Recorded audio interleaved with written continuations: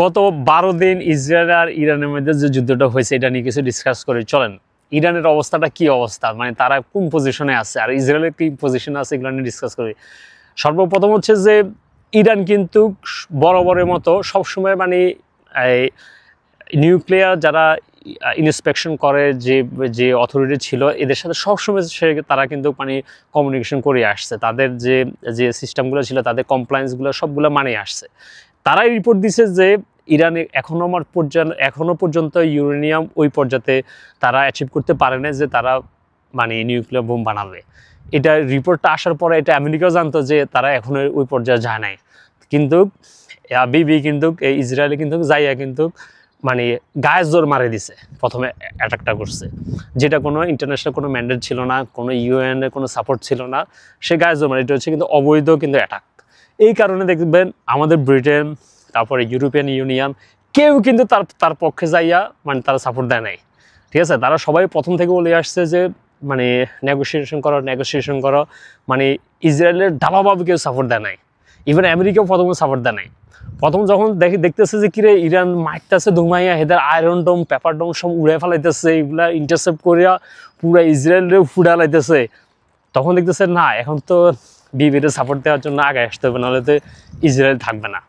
Even ইসরায়েলের যারা জনগণ ছিল, সিটিজেন ছিল, হেরাও মানে আগে মনে করতো যে না রে আমাদের আয়রন ডোম তো শুধু আমাদেরকে রক্ষা করবে। এখন দেখতেছে কিরে সকালে ঘুমিতে ফুটিয়ে শেল্টারে যাইতে হয়, রাত্রে শেল্টারে যাইতে হয়, ঘুমানো যায় না, কষ্ট মষ্ট। আমরা হেরাই কিন্তু হেদের প্রমিস ল্যান্ড ছাড়া পালানো শুরু করছে, ঠিক আছে। হেদের এখন তাদের আয়রন ডোম সম্বন্ধে তাদের এটার উপর কোনো আস্থায় নাই। যেতেছে ব্যালিস্টিক মিসাইল যেভাবে মারতেছে, ডাইরেক্ট হিট ডাইরেক্ট সবগুলো দিতেছে।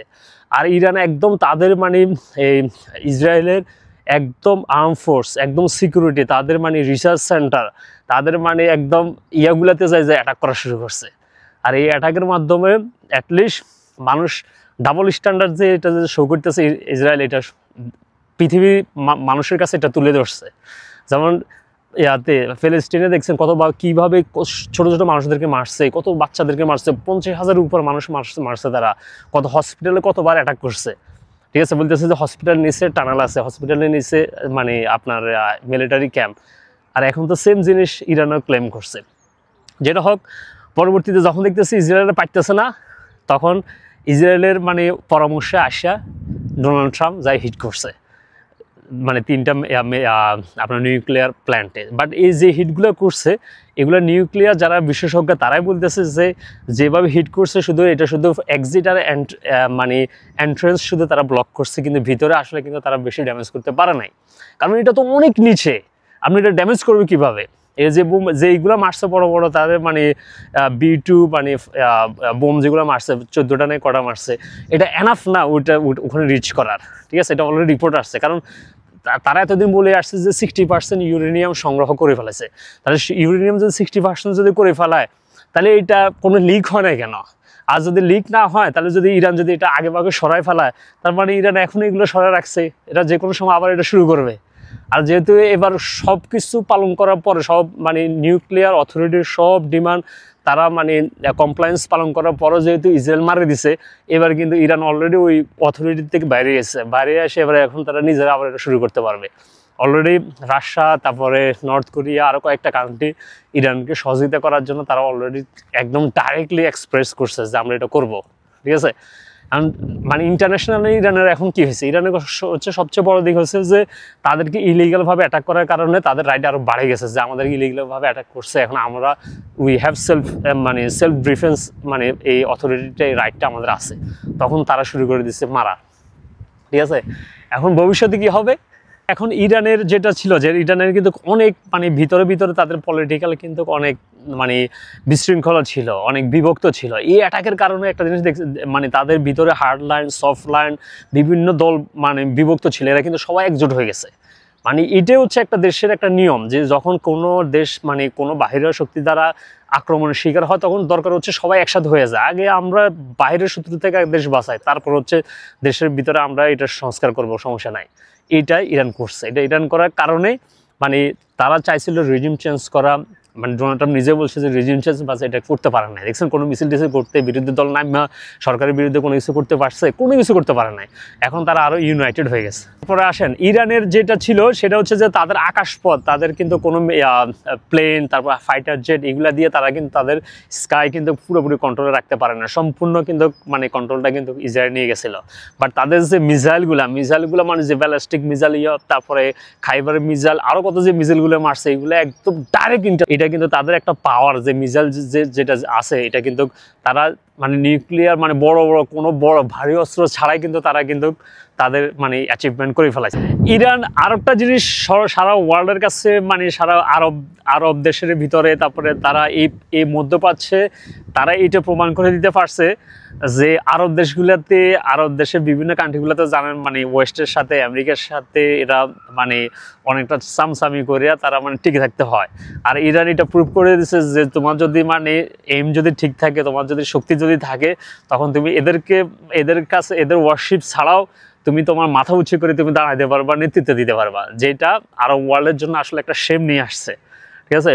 তারপর হচ্ছে যে তারা যেভাবে মানে এদেরকে মানে পিড়েছে, এটা কিন্তু সারা ওয়ার্ল্ড কিন্তু মানে একটা মানে রিলিফ, মানে সবার একটা মানে ছিল যে হ্যাঁ রে, এতগুলো মানুষ মারি ফেলে দিচ্ছে, এতগুলো করে ফেলে দিচ্ছে, এদেরকে কেউ কিছু করতে পারে নাই।